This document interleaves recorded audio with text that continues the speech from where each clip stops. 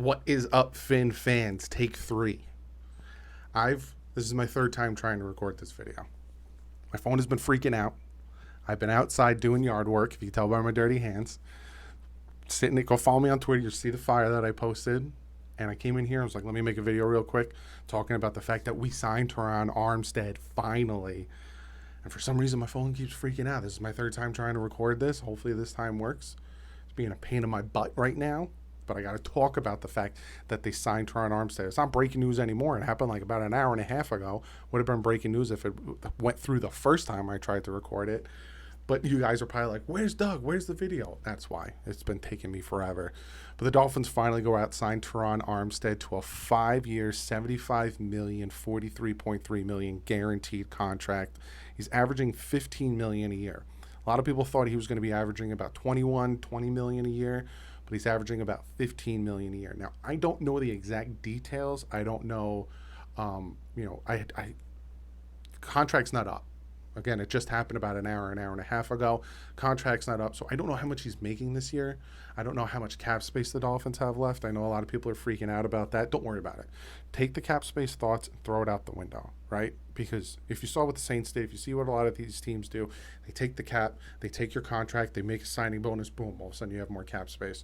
So don't really worry about it. Don't freak out about the contract. But with Terron Armstead, he was ranked one of the top free agents out there. Besides Davante Adams, Terron Armstead was number one or two, depending on how you thought about Davante Adams.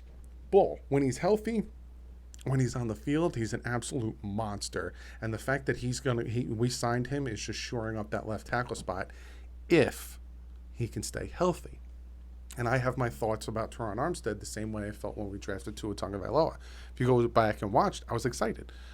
The kid has a ton of potential. The kid, he's really good in college, but it's just the health issues worried me. Same thing with Terron Armstead, right?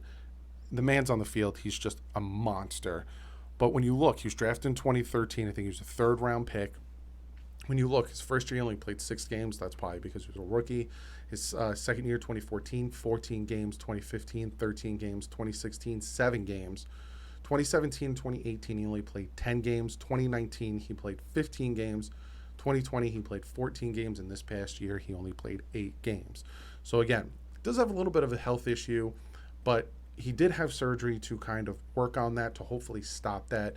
They are saying that he will be ready to, join the Dolphins, hopefully with mini camps and training camps.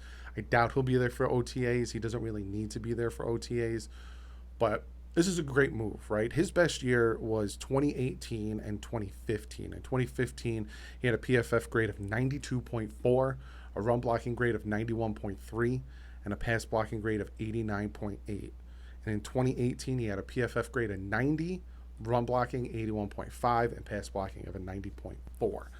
So again, man's on the field, he's playing, he's going to dominate the guy in front of him, and the Dolphins need that. Because having him now and Connor Williams, and if they can go out and get Treader, at center, then all of a sudden that right guard, you have Robert Hunt, and then the right tackle, you just have Austin Jackson, Liam Eichenberg compete for right tackle. And I think they can do very well at right tackle. I think Liam Eichenberg, when he was put in at right tackle, did very well. Especially now you give him a competent offensive line coach that can really help him. You got to get rid. I wouldn't be surprised if cuts start happening now. If the Dolphins get rid of Jesse Davis and they get rid of some of the other players to give them some, they can get about 16, 17 more million in cap space by releasing about 7, backup players essentially. But there's that, right? Go out and get Treader. Then all of a sudden you got that right side. You can have the guys compete at right tackle and still have a very, very, very good offensive line, because that is what this team is going to rely on, right?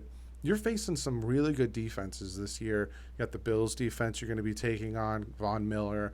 You have the Chargers defense and Khalil Mack and Joey Bosa. You have to compete against Matt Ryan just joined the AFC, so you got more quarterbacks in the AFC that you're trying to compete against. This offensive line needs to allow the offense to flourish. And that, to me, was a lot of what was holding this team back. You saw last year with Tua, he was making great throws when we were holding 7 to block 4. You look at the Titans game, right? Titans game was garbage, but he still threw that beautiful pass to Waddle on the crossing route, 7 blocking 4. The Ravens game, another great pass to Waddle on the crossing route, 7 blocking 4. The deep pass, the Jets game, the Panthers game, the Falcons game, the Jaguars game, all of these great passes, whether it was to Parker, whether it was Isaiah Ford, Matt Collins, 7 blocking 4.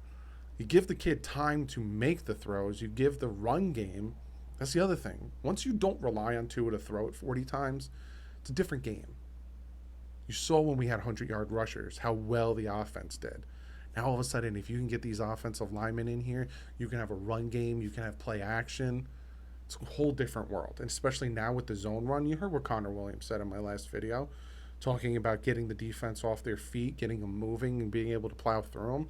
It's going to be dangerous, especially if they do what they did with Trent Williams, or you put him in at fullback and then you have him in motion. Oh my God. Terron Armstead is going to run through people if they do that. But I love this move. Absolutely love this move. But like I said, it's the health that worries me. If we can get so we're playing 7. If we can get about 14 games out of him this year, I'll be fine. I'll be fine with that. You know, he misses about 3 games. It would suck, but you know, if we can get to 14, he can really help us win, really help the offense get together. I'm very happy with that. Now, I know the biggest thing that people are going to say, and I've heard it, and I've listened to you guys in the comment section on Twitter, that, you know, well, why are you ready to move off of the offensive lineman but not ready to move off of Tua? That's not fair if we're going to give Tua time to develop and not the offensive line. And I agree with you, 100% agree with you, and I'm not ready to move off on them. I honestly think that Liam Eichenberg, Austin Jackson, Solomon Kinley, even Dieter deserve time to develop. But also, I think they should develop with some vets, right? You had Tua Tagovailoa teaching, Fitz teaching Tua, right? You had him chirping in his ear, telling him what to do. This offensive line never had that, right? They didn't have these vets. Eric Flowers was able to work with Austin Jackson, but last year it was just all rookies besides Jesse Davis on that offensive line, being taught by one of, you know, I'm not saying one of the worst offensive line coaches, but he had no experience. So now you bring in these vets to help them teach them. You bring in the best offensive line coach in college. You bring in, you know, your offensive coordinator who also turned around the Chargers offensive line, and then you can bring them through. You have that depth. God forbid, you know, Terron Armstead goes down. You have the depth. They're learning. All of a sudden, when it's time for them to take over, they're up there. So I'm ecstatic about bringing in Terron Armstead. The health worries me, but he's going to probably retire a Dolphin. He's probably a future Hall of Famer. Absolutely love it. If they can go out and get J.C. Treader, I'm going to be pumped, and I think this offense can go places. But be sure to comment below. Let me know what you guys think. What do you guys think of bringing him in? What do you think about adding more offensive linemen? This is the aggression that I wanted to see. I'm very happy. But on that, guys, when the contract comes out, I'll break it down in a video. Also, you guys want me to do a reaction video to another video. I'm not going to tell you what it is, but it's pretty good. So I'll see you guys probably either tomorrow or later tonight. But like usual, stay classy. F ends up.